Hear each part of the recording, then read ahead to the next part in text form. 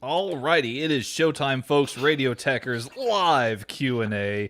We're taking your questions and we're giving you our answers. Yes, indeed. Hit the intro already.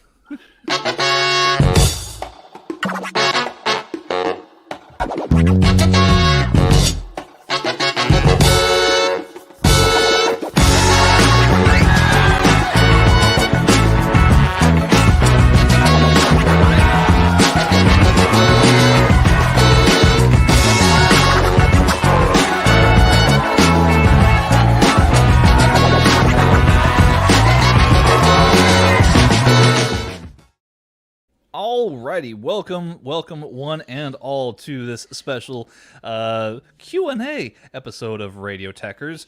I am your host, the Women Have a Right to Choose gentleman, Tanner Pruitt, and along with me here, my good friends and co-hosts, two of the hardest working men in all of podcasting, and streaming now, I'm sure, Mags. Mags, how are you doing?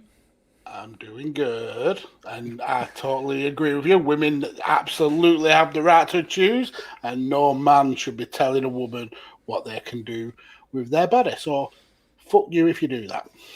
Indeed. And Matt, you're also here with us, one of the hardest working men in podcasting. How are you today? Matt is also here. I appreciate his kind word. Thank you very much, Tanner.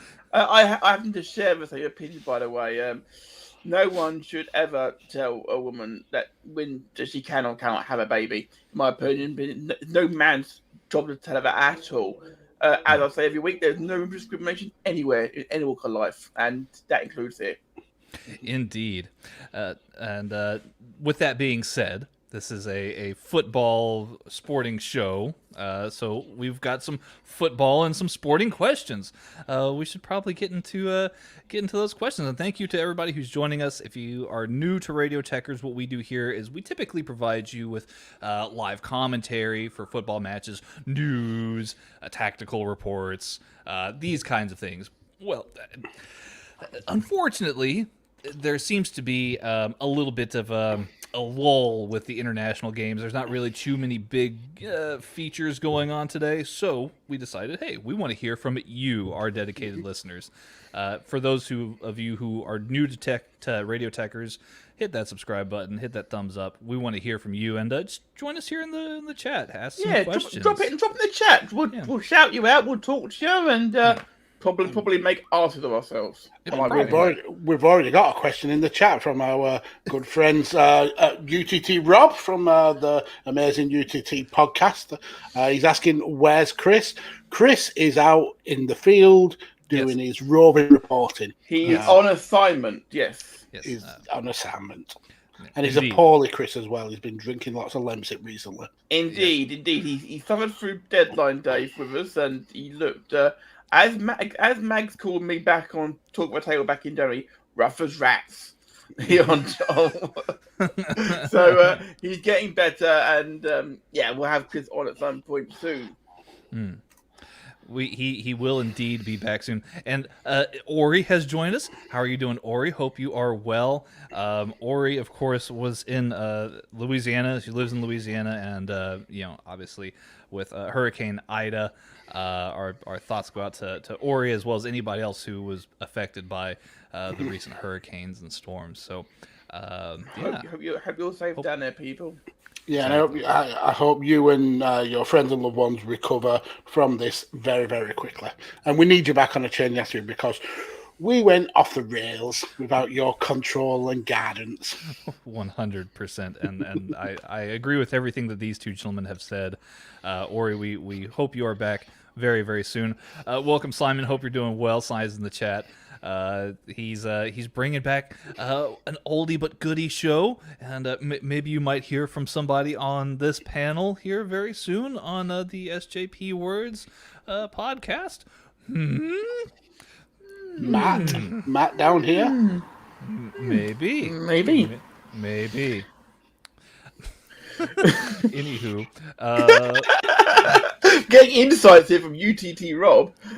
He refused to drink with Dan and I on Friday. He said. And that may not have been anything to do with being ill. Maybe just he doesn't really like you that much. Maybe. Rumor mongering here on Radio Tekkers. Fueling the fire. Absolutely. Guru of Magnitude on Twitch. Welcome to everyone on Hello, Twitch sir. watching as well. Who is on holiday, by the way. I saw a picture of him with his pints earlier, and good for you, sir. Good for you indeed.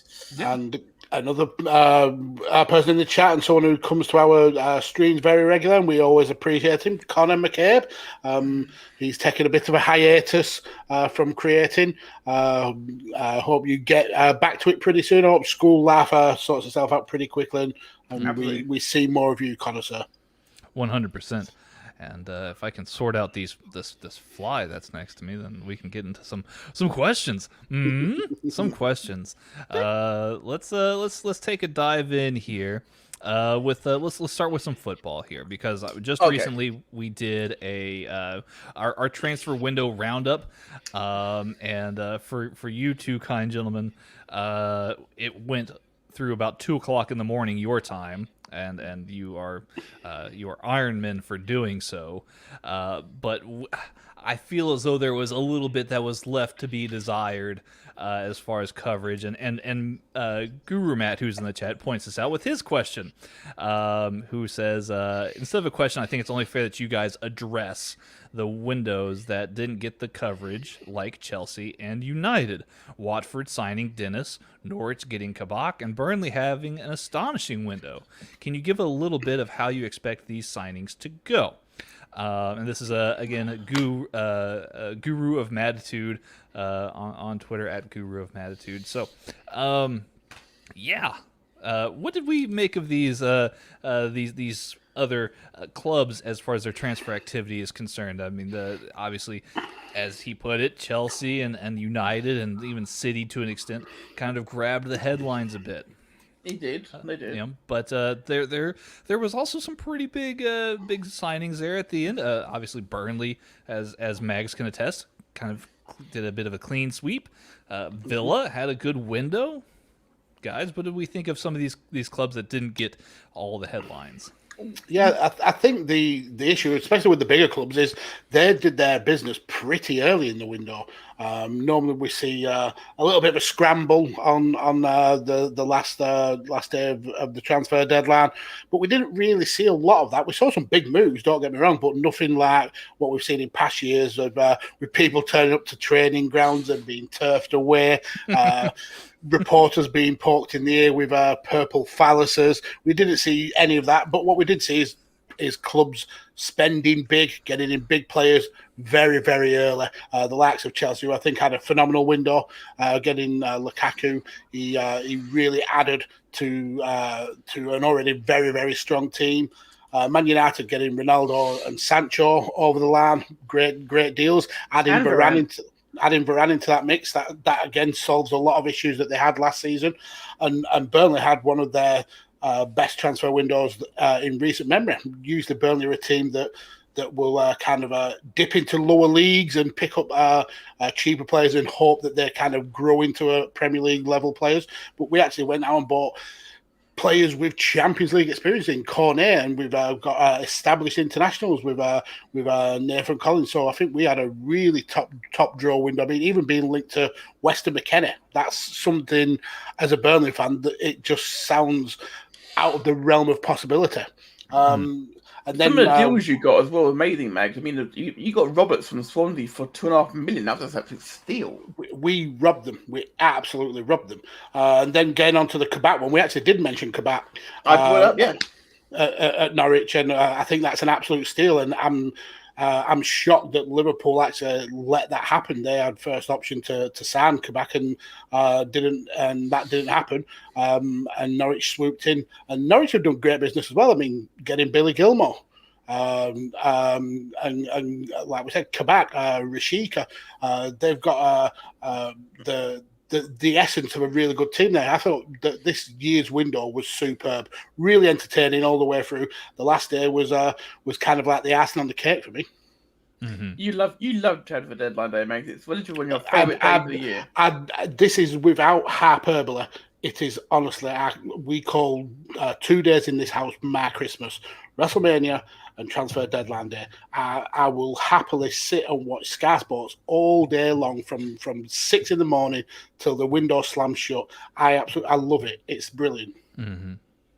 Yeah, I mean it's been a very interesting window, and obviously, and this may be one of the flaws of us being like the kind of show that we are. I don't know, but like I feel like there's almost that need that we have to be like, okay, well we have to cover Ronaldo, and we have to cover Lukaku, and we have to cover is Harry Kane leaving Spurs to go join Manchester City, right? Like we have to like hit those big numbers, like hit the big moves, if you will.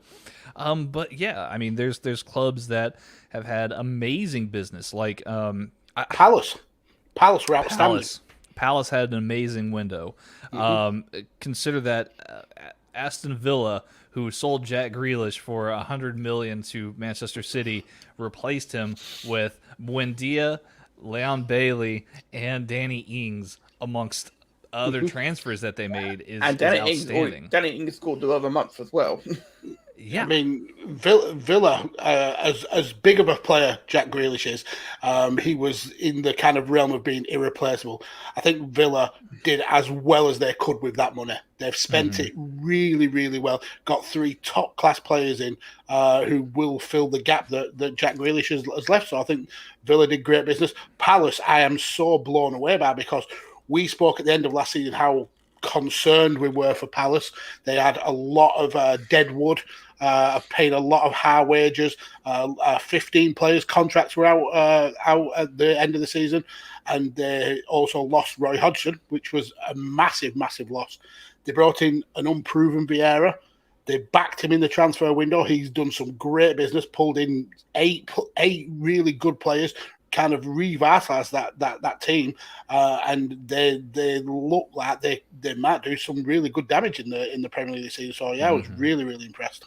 I mean, Eduard from Celtic going to Palace is a big one. Absolute bargain. Yeah, I mean, think of. We mentioned Liverpool missing out on Kabak earlier. Liverpool certainly missed out on, in my opinion, signing a forward. Had they known that he was available, that would have been. That could have solved a lot of issues, I think, for Liverpool's front line right now. But then again, we've spoke about Liverpool, and I think they're getting a lot of grief in, especially on football Twitter, that they haven't spent a lot of money. But they consolidated a hell of a lot of players who were out of contract. They could have had an exodus, kind of like Palace did. Losing some really big players, and they've spent a lot of money keeping those players in-house, and then still adding to the squad in a position that last season they did struggle with. I think that Liverpool actually did really decent business. And for me also, let's talk about Leeds. Leeds brought in Daniel James, Junior Firpo. They made sure to sign Jack Harrison permanently from Manchester City, amongst other signings. Yeah, I mean, I think that once particularly Junior Firpo settles in at Leeds, I think that they can definitely do some damage. So yeah, I mean, there's a lot of clubs that did some really, really good business with within the confines of what was possible based on it being a COVID year and everybody losing money. Still spent £1 billion. Yeah. Yeah, and we can even kind of cycle back to Man City. They can be looked at as maybe the biggest losers in the window with not being able to get Harry Kane over the line. The talk of maybe Messi coming there, that didn't happen. All the Ronaldo stuff that didn't happen. But they also got Jack Grealish, who is one of the most exciting midfielders in the Premier League. And they also locked down 2 of their best players to very, very long-term deals. Ruben Dias signed a 6-year contract, and Ederson signed a 7-year contract. That's massive. Those are 2 rocks of that defensive lineup for Man City. So again, kind of like Liverpool, they haven't spent in the transfer market, but they've certainly solidified the team for years to come. Absolutely. So yeah, I mean, there's a lot of teams that have done really, really well to add on to some cover. Southampton. I mean, again, we could go all day, but Southampton made some really brilliant moves in the window themselves. Brighton. I mean, keeping hold of some of their players who were hinted at leaving, getting big money for Ben White. There's only really two losers, I'd say, in this transfer window. One is Harry Kane, after all the humdrum about him leaving and the gentleman's agreement, and then the other big loser is Arsenal. I think Arsenal have spent a ridiculous amount of money and not improved the squad at all. If I may play devil's advocate here a little bit. And here we go. Gimmick infringement. I can say that because it's literally my gimmick. Because it's your gimmick. I will say with regards to Harry Kane staying at Spurs, yes, for the most part, yes, you're right. But the scene is if Spurs win the league this year with him there still. Come on, man. That's definitely not happening. Well,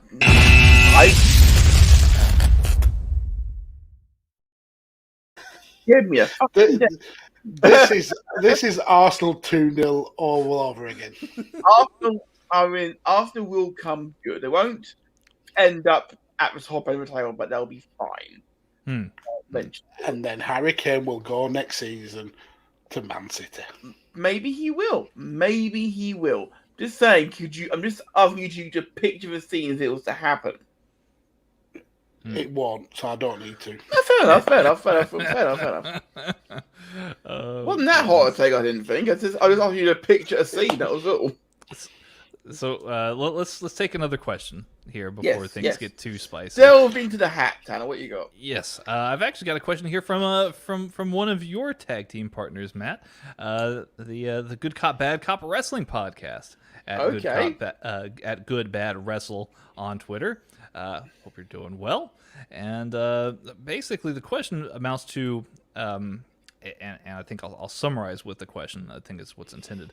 With PSG not accepting around $200 million for Mbappe as they want to decide on what terms he leaves, but he can now sign a contract in January and leave for free in less than a year. Worst money-related decision you have made, not including having kids. I think the question is, should PSG have taken the money? I think the question he's asking there is based on that, what is the worst decision we've made financially? I mean, we can cycle around to that, but should PSG have taken that money? Absolutely. Absolutely. Do you think? I think they played it very, very sensibly. I mean, there is a risk. I understand that there's a risk that you may lose arguably one of the best players in the world for free, but you're also kind of tempting him with playing a season with Messi, playing a season as part of that front three with Neymar, seeing if you can kind of coax him into signing a new deal. And if not, you're almost guaranteeing a Champions League win, which is something that Paris Saint-Germain are desperate for. And if he wins the Champions League, if he wins the Ballon d'Or, will he stick around or will he go to a decaying kind of shell of a Galacticos team at Real Madrid? Who knows? Good question. That sort of things. I remind everybody that, of course, if they renew his contract, or if they had sold and make up, they could sell it. They could sell him for money in January, technically, if they wanted to. But I don't think anyone will pay out money. They can wait 6 months to give it for free, as you say, Max. If they renew his contract, they owe him 35 million euros to Monaco. But then you've got a player of Mbappe's caliber locked down to a long-term deal. So that is also worth paying the fee. I guess a case of what the Qatari group want to do. Well, I mean, does it? I guess for me, it comes down to Mbappe very publicly was talking about how it's his desire to play for Real Madrid, and yet he's here at PSG. I mean, you take the money like that to me makes sense. I understand you trying to sell the project of PSG is going to be the next superpower in football. PSG is the heir to Real Madrid's, decades upon decades of titles and history. But yeah, it is a very difficult question here. If I was PSG, I would have taken the money. It makes me ask another question in response to that. What does that say about, quote, the best young prospect in French football, that he wants to leave the up and coming superpower to go to the decaying Galactico team? Okay, so I don't think it's particular an issue if he wants to leave Paris Saint-Germain because he's got beef there. I think it's always been his dream to play for Real Madrid. Absolutely, yeah. From what you've said before, it's absolutely right. Same as it was always Ronaldo's dream to play for Real Madrid. He did that and was very successful there. I think the issue would be this isn't the same Real Madrid as we had when Ronaldo was there, and this is a Real Madrid who are very much on the decline. And if he goes there, it's very unlikely he's going to be dominant in Europe because this Real Madrid is not a club in very good financial state. I agree with you fully, yeah. And that's the other thing is, like, I don't think that players, like, when they have a dream, like, okay, I want to go and play for Real Madrid, I don't think that they necessarily, while they probably maybe take it into account a little bit, I mean, it's not all about, like, oh, well, I've always wanted to play for Real Madrid, but they're in financial ruin. I mean, they're $1 billion in debt and whatnot. I don't know if that really, like, if that's something that goes into their decision making. Maybe they leave it to people like their agents and managers and whatnot. I don't know, but I agree with what Mags is saying here, in that it's been his long-term ambition. No, I get that. Mm-hmm.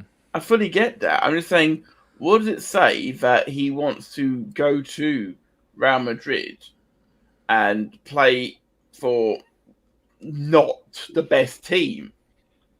Because his dream isn't to play for the best team. His dream is to play for Real Madrid. Yeah, I do hear what you're saying. I'm not trying. I'm just saying that I wouldn't want to leave. I wouldn't leave the best team when you've got a chance of playing with all very best players. I think what you're trying to tiptoe around is you feel like Ligue 1 is not a very competitive league compared to maybe what say the phrase, Matt. But he is playing for the best team in France. In what kind of league? In Ligue 1. He's playing in Ligue 1, and I don't get why you would leave the best team with all that money. And the fact you are playing with all the amazing players to go and play with a team, which by the time you get there next summer may not have the financial power to actually sign you. You don't buy into the narrative that PSG can attract talent not just to themselves but to the entire league to bring up the levels here. I mean, there may be some kind of like Neymar situation going on here. I mean, if you remember when Neymar left Barcelona, it was because he wasn't the top dog. He was always going to be in the shadow of Messi. And maybe Mbappe feels the same, that he's always going to be in the shadow of Neymar and always going to be in the shadow of Messi at Paris. So maybe he wants to go to Real Madrid and be adored, be the kind of like the face of that team. Maybe there is an essence of that, but I do want to quickly switch on to another topic, and I know it's not a part of the question and answer, but I do have some breaking news.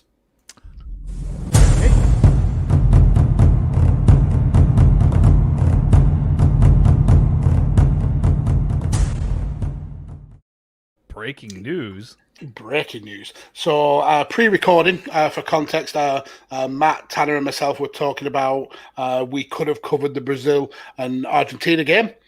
And Matt made a comment about how it's maybe not as much of a blood feud as it wasn't. Well, police have stormed the pitch. So The Brazilian police ran on the pitch whilst the game was happening to arrest 4 Argentine players who have lied about sticking to COVID protocol when entering the country. The players are Christian Romero and Lo Celso from Spurs, and Emi Martinez and Buendia from Aston Villa. It's looking like they may be facing some prison time, but it's probably more likely that they're going to be sent back home to the clubs to be dealt with. But yes, maybe we should have covered that game now. According to Gabriel the game Marcotti, appears to be abandoned. Like the Argentine players have left the pitch. The Brazil players are still out on the pitch as we speak, apparently. And are insisting on the game playing the game. The game is only halted officially. Officials are trying to get this sorted out somehow. I'm not entirely sure how you can sort this. 4 players have been arrested. And I think they'd only played 7 minutes maybe of the game. 10, yeah. For not quarantining. I mean, this is the whole reason why Premier League didn't want to release players. And some players went and did it anyway. Mm-hmm. We're looking at you, Cavani. All right. Well, that's some crazy news. That is accurately breaking news, Mags, for sure. Yeah, it literally happened like 4 minutes ago. I'll keep half an eye on that, Mags, as the evening goes on. Should we answer the second part of that question from Good Cop Bad Cop? I mean, I'm not sure if it's implied, like an implied question, but you could have some fun with it. Like, what's the worst money-related decision you've made? Knowing how he writes questions for another podcast, that is what he was referring to. Yes, directly. I mean, there's not a question mark, but I will leave it in your hands. Go ahead. Biggest waste of money ever was every single Father's Day card I bought my dad. Oh, that went dark. Dark straight away. No messing about. Matt turned the light off on this podcast just then. Wow. Everybody, show's over. Subscribe. Please join us next week. We'll cover another game, I think. How do I raise this with a bit of brevity? For me, I'd say I'm pretty frugal with money. It's quite sensible, but there is something recently that I have wasted money on, and I'm not particularly happy about it. And it's Scottish whiskey. It's horrible. It's horrible. As Tanner will know, I recently got into being a whiskey aficionado. Tanner gave me some advice, and I took some advice from other places. And the American whiskies, the bourbons, and the Irish whiskies, and the Japanese and the Welsh whiskies, beautiful, love it, great drops. It's the peated, smoky Scottish Speyside whiskies that I just can't vibe with. They taste like I'm drinking soil, and I've spent about maybe £200 English, about $300 on these horrific whiskies. I still feel like there's a solution somewhere here for I'll it. drink it. There is Coca-Cola. Lots and lots of Coca-Cola.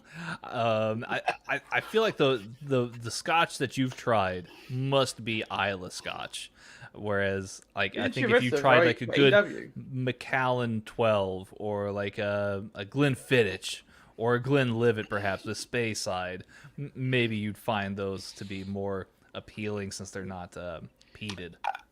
I'll probably drink them out of spite because I don't want to waste the money, but I will hate them and myself whilst I'm doing it. Maybe just go to your local pub and just try a glass first before you buy them. Will you take this off me? I'll take it off your hands, Mag. I told you. Just send it to me and I'll happily drink the Scotch. But I've witnessed you drinking Fireball Jack Daniels, so your tastes are not exactly what I would call.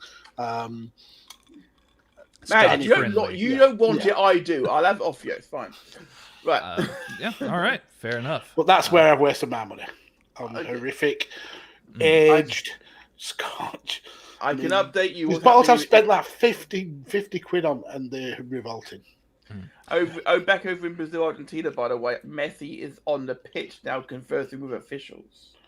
Well, I mean, what's he going to do? Tell them to unarrest the players? Free my players. Award us the game. Award us the game because our players couldn't follow basic protocol and stay isolated. Probably. Anyway, next question, Mr. Tanner. Yeah. Well, Tanner hasn't answered. What have you wasted money on, Tanner? What have I wasted money on? I don't know, man. Like, I feel like when I make a big purchase, I do it with intent. Like I try not to like just be like, oh, I just buy this for the sake of buying it, right?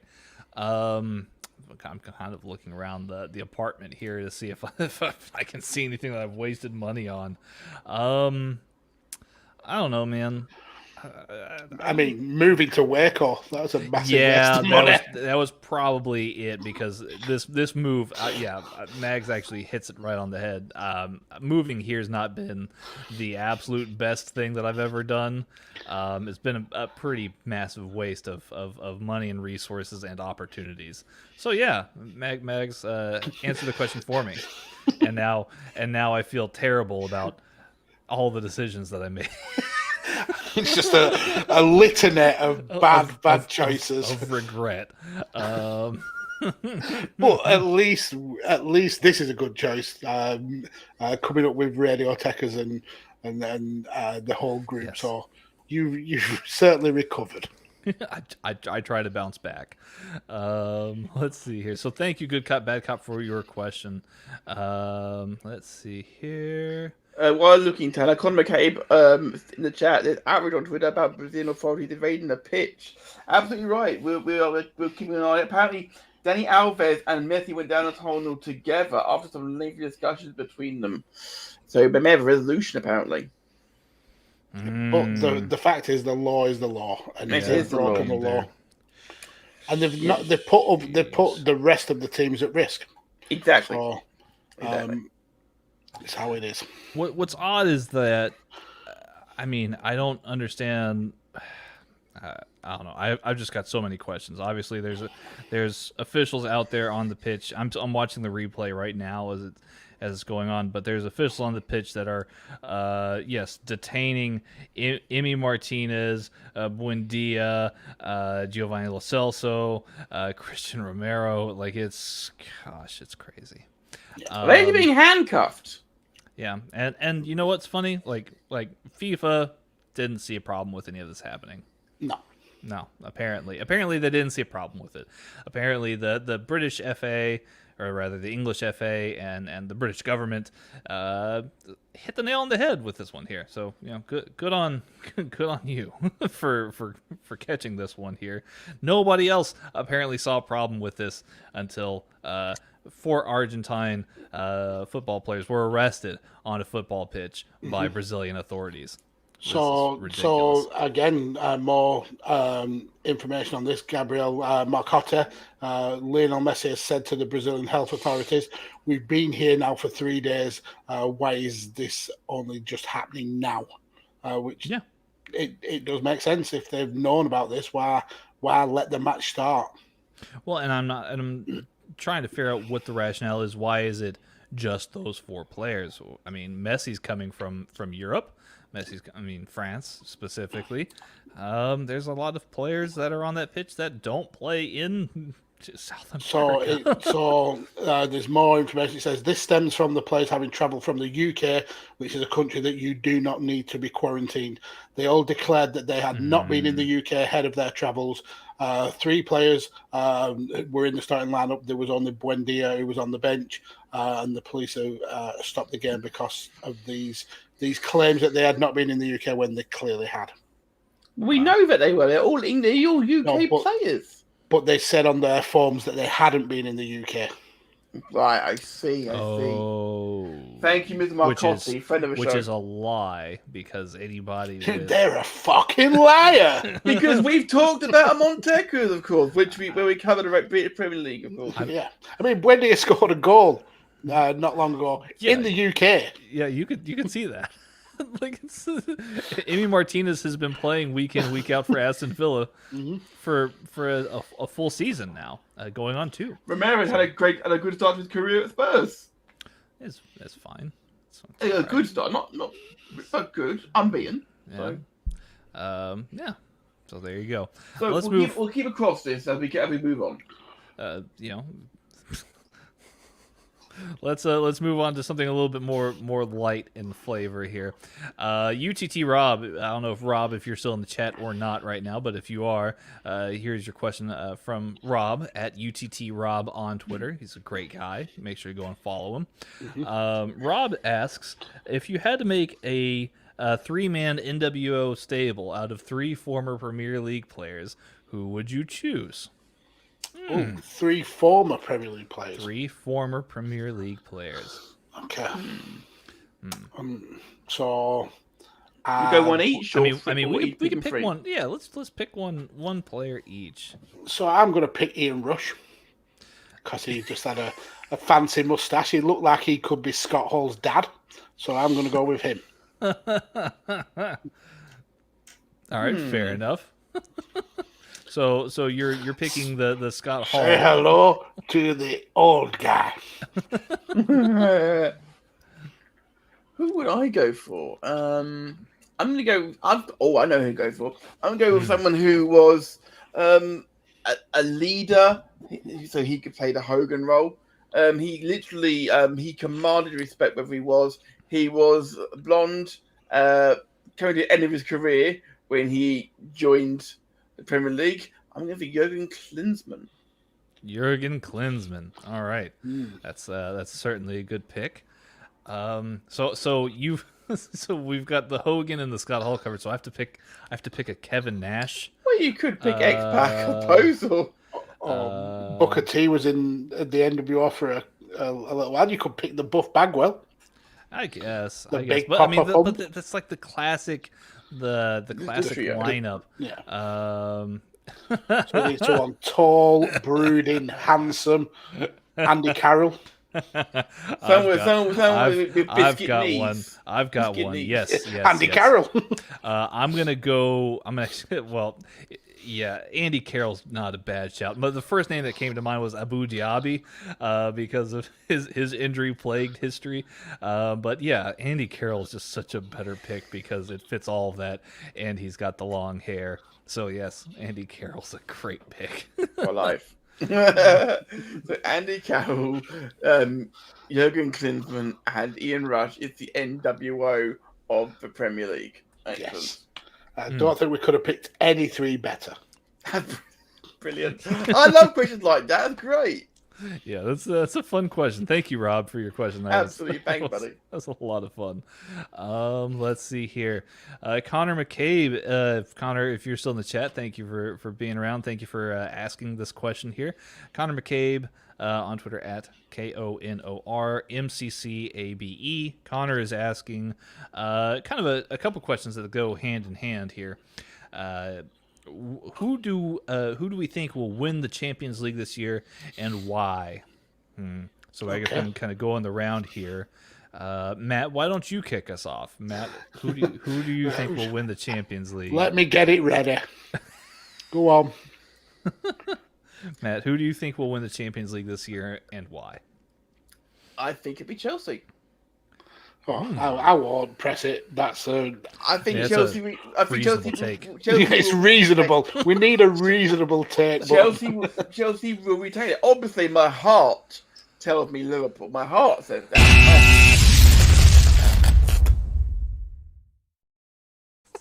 Thanks for that. My head, however, tells me, Liverpool. As much as I'd like them to, put about the quarterfinals. Put about the quarterfinals, Liverpool. Chelsea, I think you can't ignore Man City. As much as I'd like to, you can't ignore Man City. And obviously Paris will be up there. If Barca get anywhere near the final, then I will be extremely surprised. I was nearly going to press it again then. If Barcelona gets anywhere near the finals, it will become a shock to no one. Yeah. But at the same time, we've seen lousy teams make the Champions League final before. Liverpool in 2005, for example. Mm-hmm. I mean, Porto winning it. Yeah, Porto winning. That was not a great year, perhaps.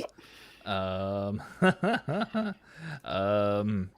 Yeah, Chelsea repeating. That's interesting though.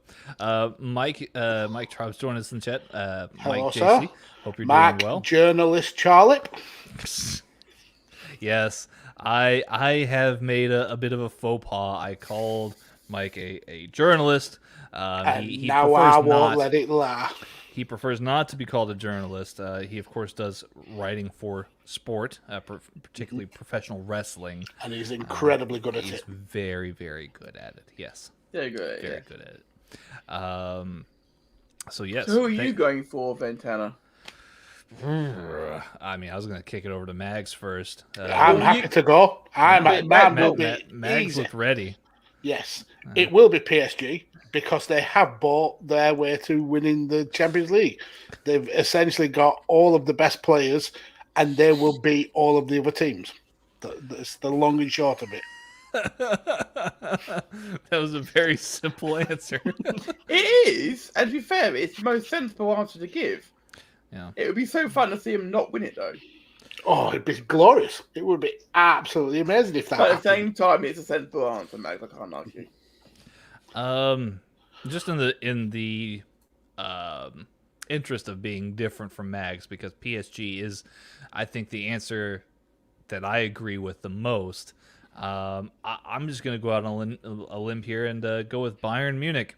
I think it's hard to deny that Bayern is just a machine in the Champions League and is consistently a threat. They've now got a new manager in Julian Nagelsmann, who is incredibly brilliant, and I'm sure he's done his homework on knowing who does what well, when, and where. And I think and they've raided their rivals in Germany again, picking up Upamecano and Sabitzer in the transfer window, which is great deals. Kept hold of Lewandowski, even though Lewandowski was hinting at perhaps wanting a new challenge.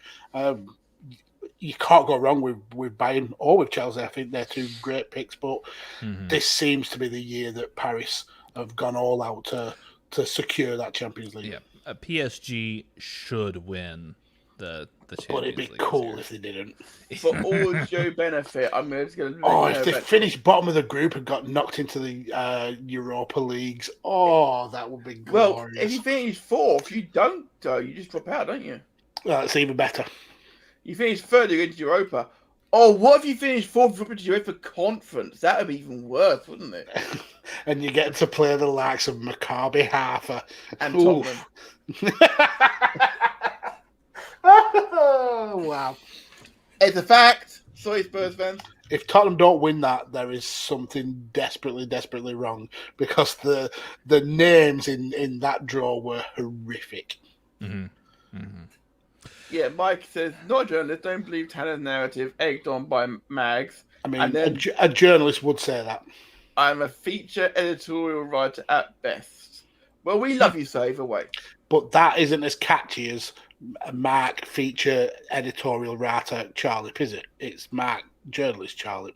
The name's there. Indeed. Indeed. So what's the other question from Connor? He says why did you pick the team? Why? Because of all of the money. Why? Because they've spent all of the money. The reason why I picked Chelsea is because, well, they won it last year, they could win it this year, and they've only improved their team. So, I mean, they haven't improved like Paris have improved. No, that's true. But they've still improved their team. So if they won it last year and they're going to improve their team, then in theory they should be the favourites to retain it. Yeah, in theory. I mean, it's after witnessing Chelsea fully park the bus against Liverpool, it's hard to find a weakness that Chelsea have. They do have the players that are capable of shutting a game down when they need to, and I think that's a very important aspect of it. So yeah, I think these are three really good teams to give shout to: Bayern, Chelsea, and PSG as ones to watch out for in the Champions League. That being said, we've got a couple more questions, and some of these some of these questions are ones that range from the pro wrestling aspect. Obviously, we cover pro wrestling here on the Radio Tekkers Network. In fact, we're covering All Out later tonight, which is a big deal. So we've got some wrestling questions, and then we have some fairly unusual questions as well. I think we even have an MMA question here too. So hey, look, Mags is... I'm gonna, before we get to that, I'm gonna give a last thing about Brazil Argentina for now, because it's not gonna happen anytime soon. Apparently they were told before the match that they couldn't play in the game. So more information that I've seen is that Brazil actually tried to stop the match from going ahead, and were told that they would be docked points if they did that, and the arrest had to go down how they went down. So yeah, that's it's very, very messy, and very messy, very messy indeed. Ironically, and we will update you at the end of Tekkers.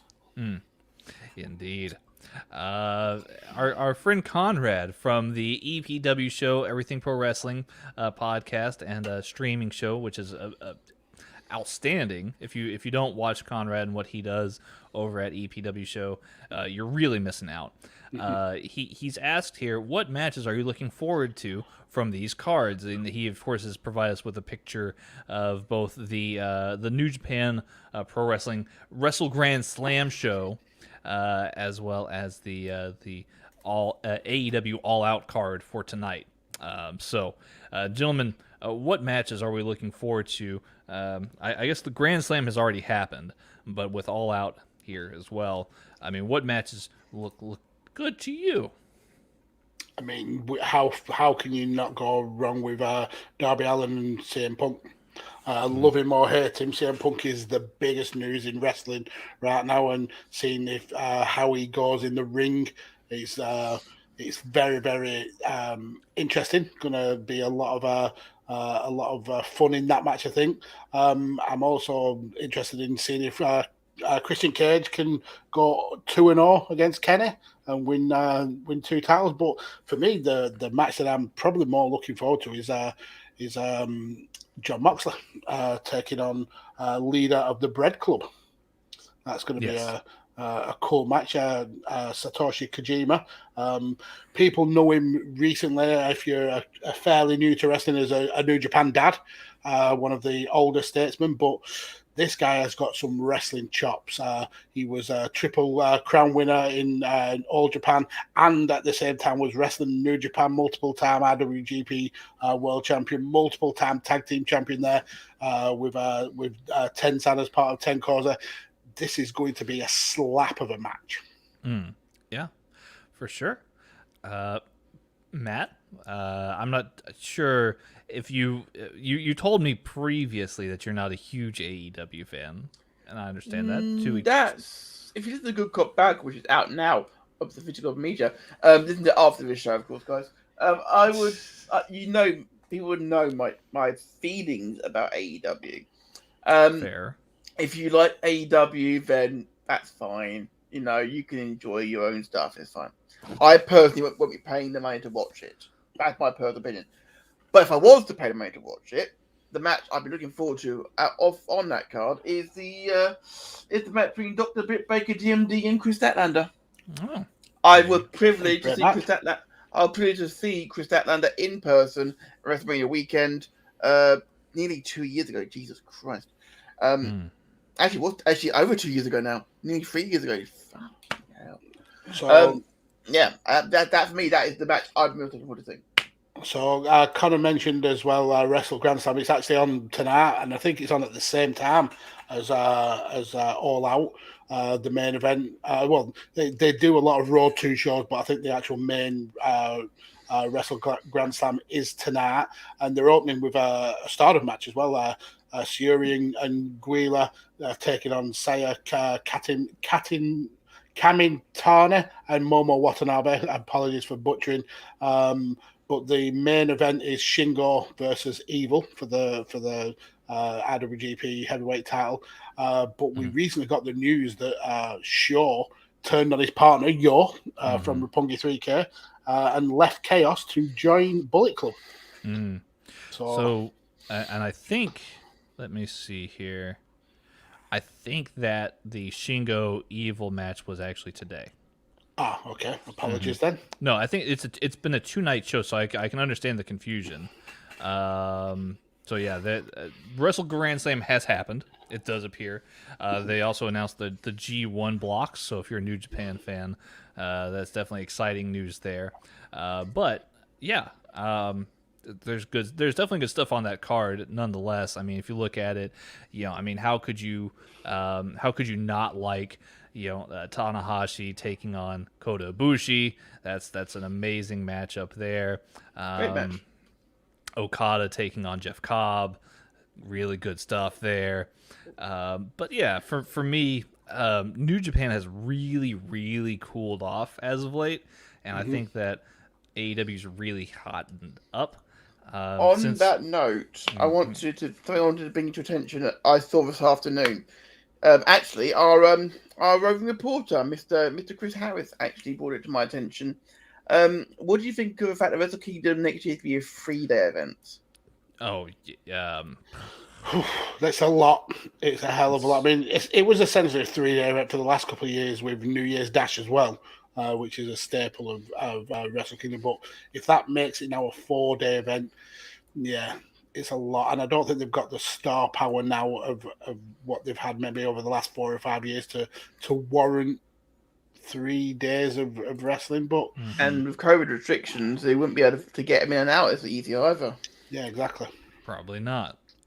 So yeah, I'm not a huge fan of that move personally, but I mean, I'm sure New Japan is trying their hardest to recoup from the losses that they've had in the last 2 years.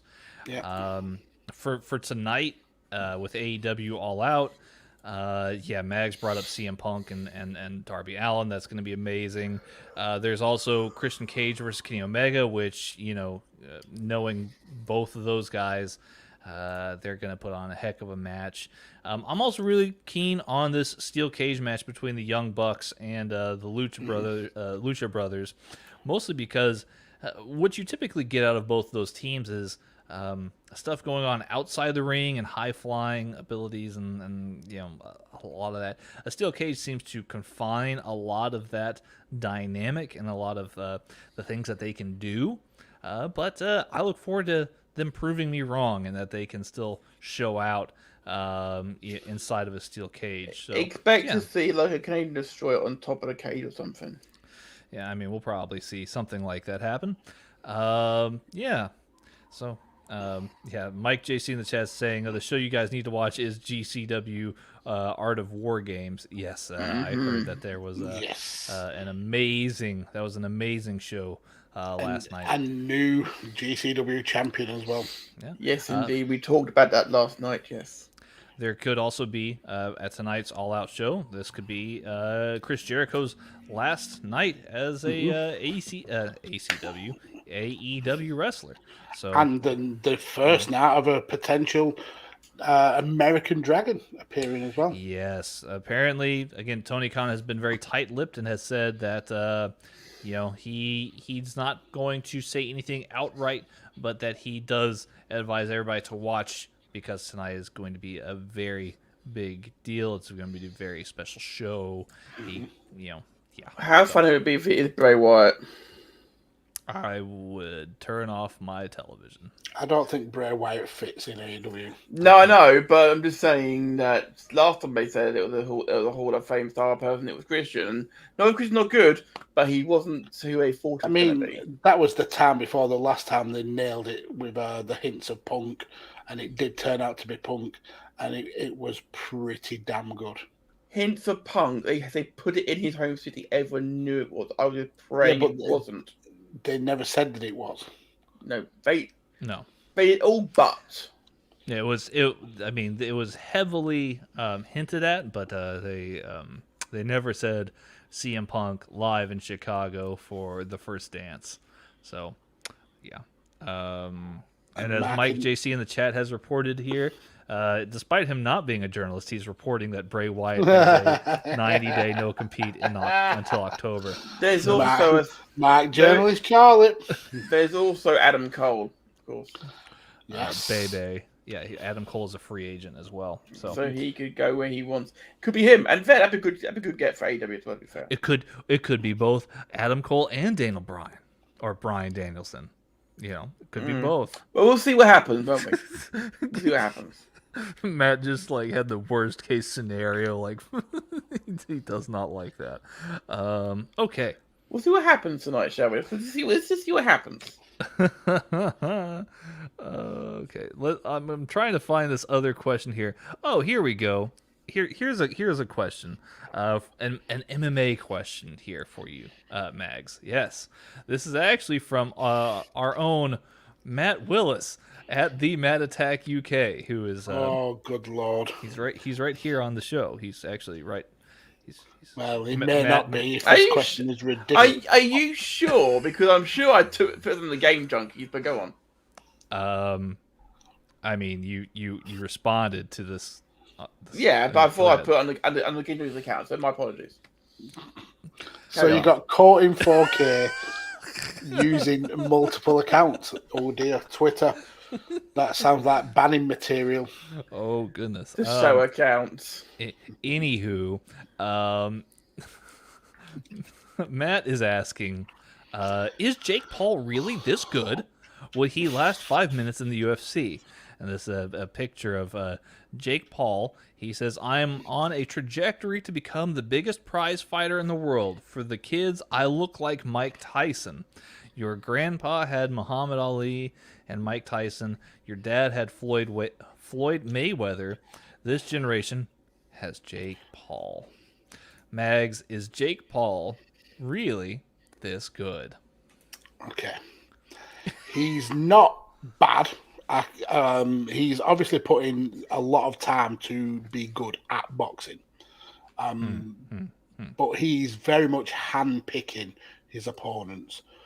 He has not faced somebody who is an actual boxer yet. He's faced a basketball star. He's faced a couple of MMA stars who are, whilst they are combat fighters, they're all both over the hill and not good at stand-up. They're essentially wrestling-based fighters. Now, would Jake Paul last in a MMA ring? Absolutely not. Whenever we've seen that crossover with boxing and MMA, it's never gone good for boxing. If you remember a few years ago, Randy Couture took on Lights Out James Toney in an MMA fight, and it lasted about 35 seconds. Essentially, Randy Couture ankle picked James Toney, took him down and submitted him. And I would assume that would happen to Jake Paul. When you are limited to just standing on the feet and throwing punches, he's going to beat people who aren't experienced in that. It's as simple and clear as that. When he fights somebody with stand-up skills, he will get exposed. But that's the point that he's making. The fact is, he's handpicking these opponents because people are buying his into his gimmick and people are buying his pay-per-views. He's going to keep doing that because the minute he goes up against a proper fighter, that all comes to an end. He loses, the game's over. So why would he pick a fighter? Why wouldn't he keep picking these big over the hill names? His business sense, it's absolutely spot on, but it doesn't legitimize him as a fighter in my eyes, certainly. Go ahead, Matt. This is your question, so you can follow up. It's a little bit. I'm asking the actual guy who watches legit fighting to actually help me out on this one. We obviously saw the waste of blood and organs that is Logan Paul to on SmackDown this week. Don't know what the hell he's doing on there. So many times he's turned up. Yeah, absolutely. And how he bragging about how he went the distance with Floyd Mayweather, who I'm like, does that give him credibility? I mean, Mayweather's been retired from professional boxing properly against actual people for how long? So that fight was an exhibition. And also there were many points in the fight where you could see Floyd was holding back. There were points where Logan Paul was legitimately hurt, and points in the fight where Floyd's holding him up. Floyd yeah. holds up Logan Paul from, if he lets him go, he falls on the floor and he's fast asleep. So yeah, Logan Paul is certainly not as legitimate as a fighter as Jake Paul is, but that doesn't mean Jake Paul's a legitimate fighter. There's a bit of a notion, Mags, that perhaps not only Jake but Logan as well, since they're both trying to dip into this business, it seems that some of their fights may not be fully above board. Okay, I can answer that as well. The exhibition was fully on the level. It was governed by I think it was the WBO, and it was also on HBO. So that was certainly not staged at all. The Jake Paul Triller fights, there's the potential that it could be staged. The one against Ben Askren, it incredibly looked suspicious. Ben Askren seemed to go down pretty easily and then was not bothered about the result whatsoever.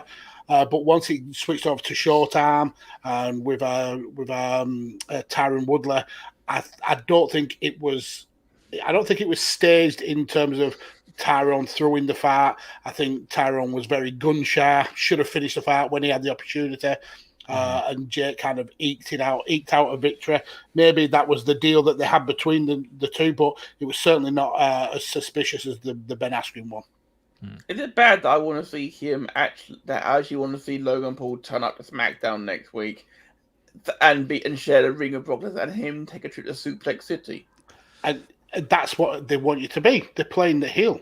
Yeah. Logan Paul knows the people are only interested in him because he's a douchebag. He knows that. He's playing that role. Same with Jake Paul. He knows that the money is there for people wanting to see him get his face smashed in. And the more he can milk that out of you, the more he wins. We're losing viewers talking about him. Let's move on to something else. All right, fair enough. Let's see here. Oh, before we go, I've got this one last thing from Mike in the chat. Put him in the ring of Nick Gage. Yes, absolutely. That's my comment of the day, that is, so far. That would be... I don't know if he'd make it. We've got a couple questions here that aren't football or sport related here, but that's what we choose to embrace here on Radio Tekkers, is questions of all sorts. We do not shy away from a question here. So first one here being from Tugbot at Von Tugbot on Twitter.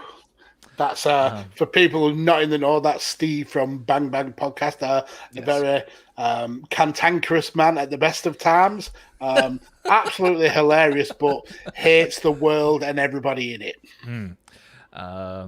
He brings a unique question to the table here. He's asking if you eat food and poo, would you poo food if you eat poo?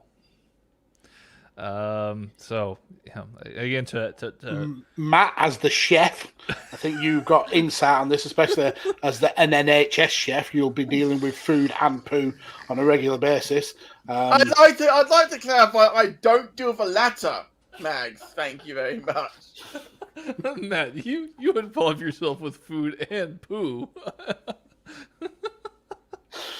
What's your take on this question, Matt? Would you poo or would you poo food if you ate poo as food? It would. Bearing in mind, I know exactly how. Bearing in mind, I went to school and I did GCSE human biology. I know that it comes out the same way.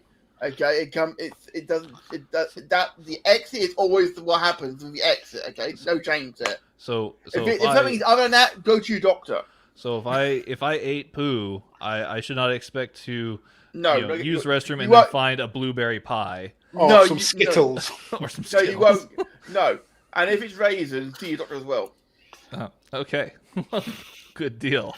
So what you're essentially saying is no matter what you put in, poo is always going to come out. Now, Yes, I can't believe I've had to say that on a podcast. now, We Matt. just need clarification. We do need to clarify, of course. Matt is not a trained medical professional, but I'm a chef, not a doctor. Come on. So we might not We know. have to clarify. We have to clarify that. Why do I get the funny feeling that most of these questions are going to be a long miss sort of line from here on in? But I think we may have scraped the bottom of the barrel, quite literally, with this question. oh god, let's move on, shall we, Tanner, to the next one? Yeah. Great question, actually, Steve.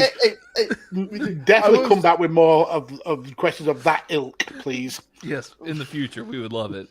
I will just give you some breaking news.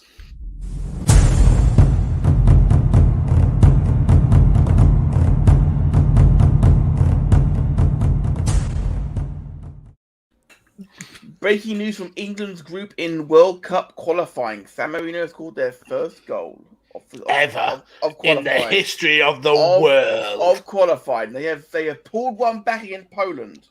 It's now San Marino 1, Poland 4. They're in with a chance.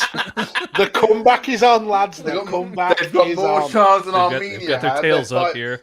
Armenia are 5 down, half an hour play still. So yeah. Before we get on to the next Twitter question, Connor's dropped a couple of questions here in the chat. He's got one about the United States men's national team. Does Zach Steven need to leave City in order to replace Matt Turner as starting goalkeeper for the US? Tanner, being American. I think that I feel like the starting goalkeeper job should be Zach Stevens.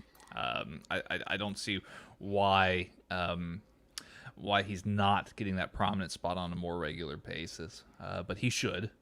Matt Turner is an extremely reliable and experienced keeper, but Zach Steven is the future. So should he leave Manchester City in order to facilitate that? I don't think a move is necessary. I think he just has to find a way. Yeah, I think he just has to find a way to put himself in front of people to,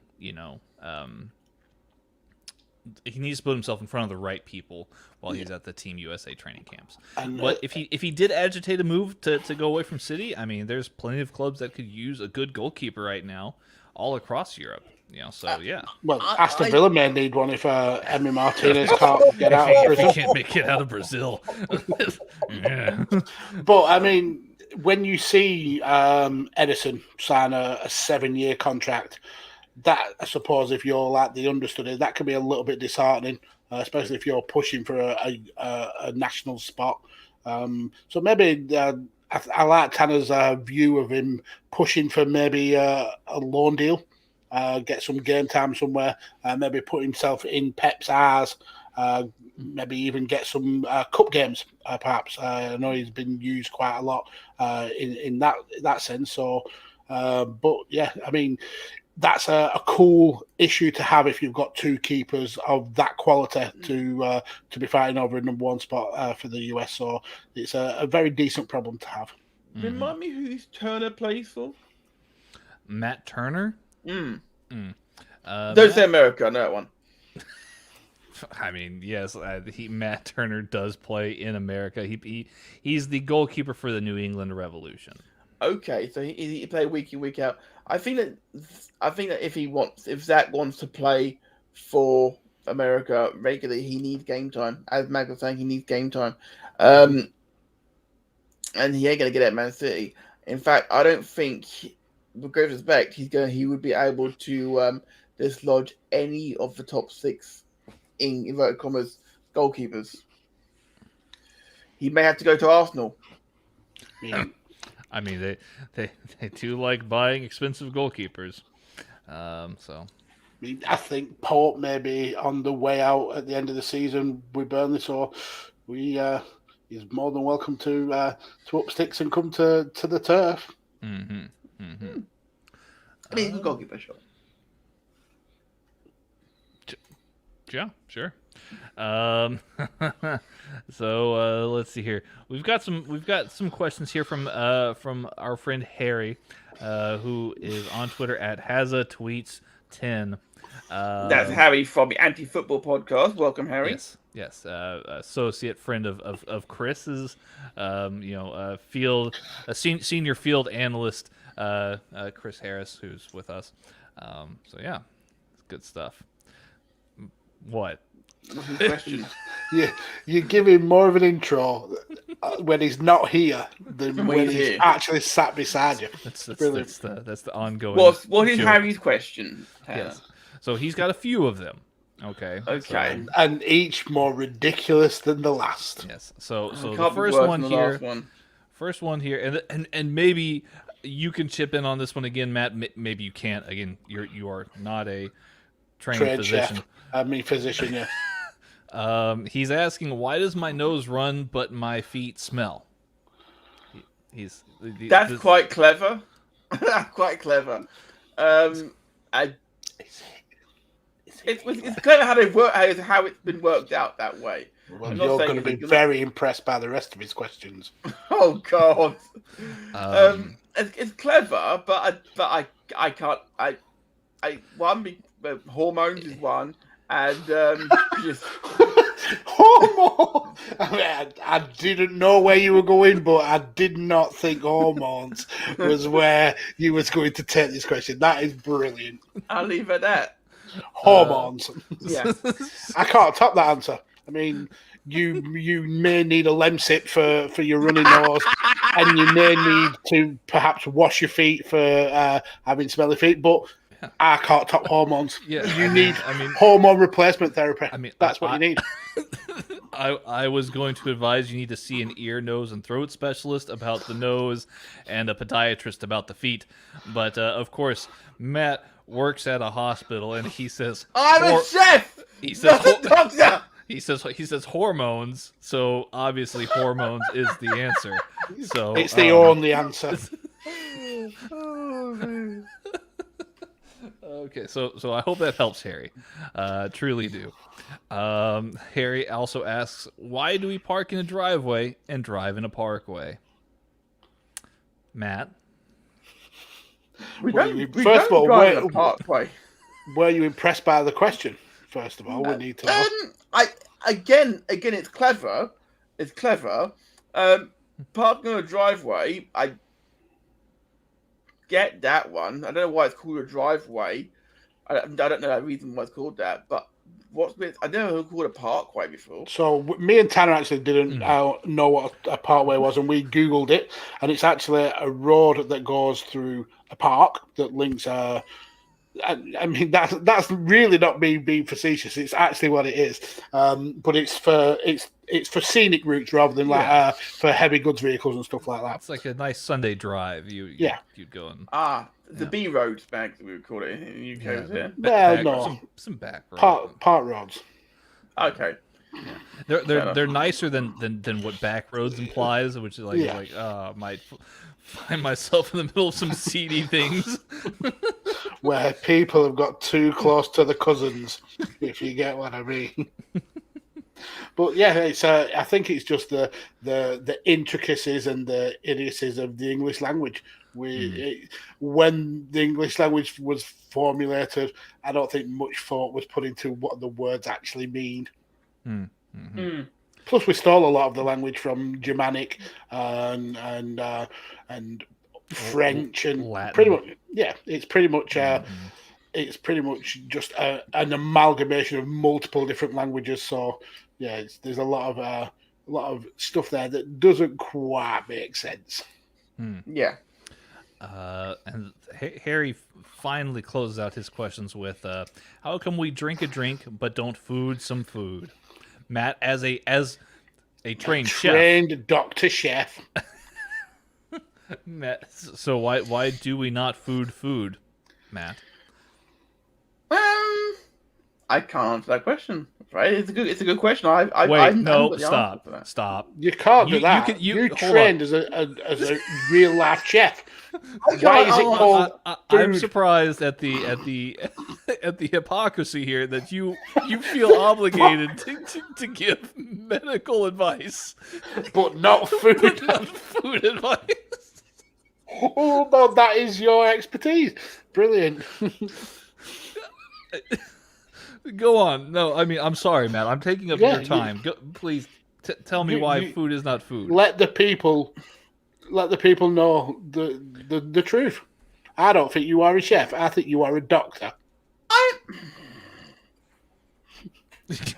I can't answer the question, Max. I really can't answer the question. I mean, it's always called a drink. I don't know why it's not called drinking a drink is one thing. I don't know why it's called fooding a food. I have no idea why that is the case at all. I mean, I don't know. I don't know what it is to like. I'm gonna have a drink of this. Is that like the supposed sentence? I'm gonna have a drink of this beverage. Water. I'm gonna drink a water. Yeah. For example, I'm not gonna have a food of toast. For example, am I? I'm gonna have a piece of toast. Piece of toast, or I'm gonna have a bite of this. I'm going to eat this. I'm gonna have a sandwich. Yeah. I'm going to chomp this. Nom nom. I'm going to masticate this food. Indeed. Good verbiage there, Max. Good verbiage. You're welcome. Dr. Matt, thank you for that. Doctor of food, Matt Willis. But I'll take that. Doctor of food. I'll take that. To seriously answer your question, Harry, I think what you need to find is a linguist, a linguistic professor. I think that's who you need to reach out to regarding your word question. Yes, and that's linguist, not linguina, for the chefs out there. Exactly. Yes, that's pasta. Brilliant. This has been the best episode ever. Well, this has been a lot of fun.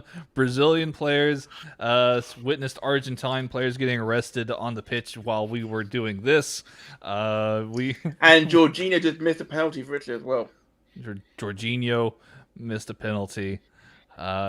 His first one he's ever missed outside of a shootout. Matt gave medical advice. Yes. Hormonal medical advice at that. Let's move on, shall we? This has been a lot of fun, everybody. I'm glad that we had a chance to sit down and take your questions.